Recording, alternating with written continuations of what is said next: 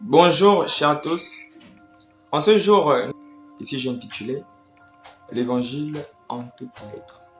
Voilà, nous prêchons l'Évangile. Voilà que beaucoup se sont déversés dans le monde entier pour parler de Dieu. Et beaucoup se sont mis à croire. Mais il y a certains qui ne savent pas du tout en quoi est-ce qu'ils croient. L'autre croit qu'on vient en Christ pour les maisons, pour les voitures, pour la richesse. L'autre croit qu'on vient pour les miracles, pour les dons prophétiques, pour les dons spirituels. D'autres croient qu'on vient en Christ pour fuir le monde et voilà, obtenir une protection. Tout ceci est bien. Il y a du vrai, il y a du faux. Cependant, ce matin, on va essayer de trouver ensemble qu'est-ce que l'évangile. Dans le mot évangile là, c'est quoi le message caché derrière ce mot?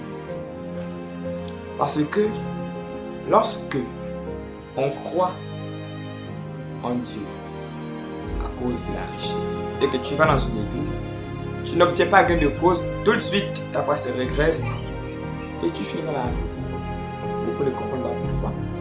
Lorsqu'on croit que Dieu est seulement un Dieu des miracles, on vient seulement pour les miracles. Tu arrives, tu n'obtiens pas gain de cause, là encore, on se referme, et on oublie le chemin du salut. Or, le message ici, il est clair. 1 Corinthiens, au chapitre 15, précisément au verset 3. Il est écrit: je vous ai transmis avant tout le message que j'avais moi aussi reçu. 2 points. Christ est mort pour nos péchés.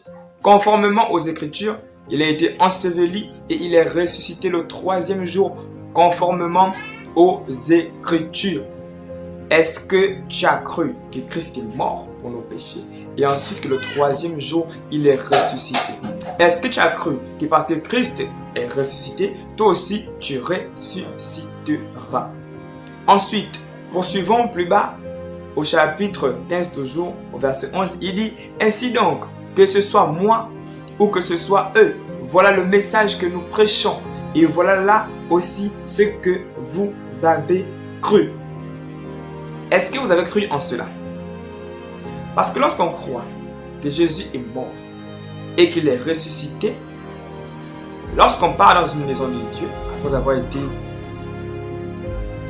au contact de ses paroles, on ne part pas pour espérer avoir la richesse. On ne part pas pour espérer avoir tout ce qui est attaché à ce monde. Mais on part pour espérer avoir la vie éternelle.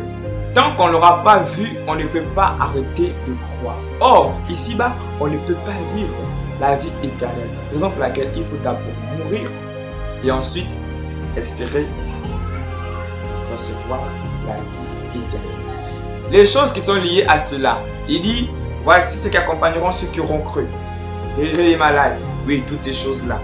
Ils auront aussi des dons spirituels, oui, toutes ces choses-là. Bénédiction, la richesse, oui.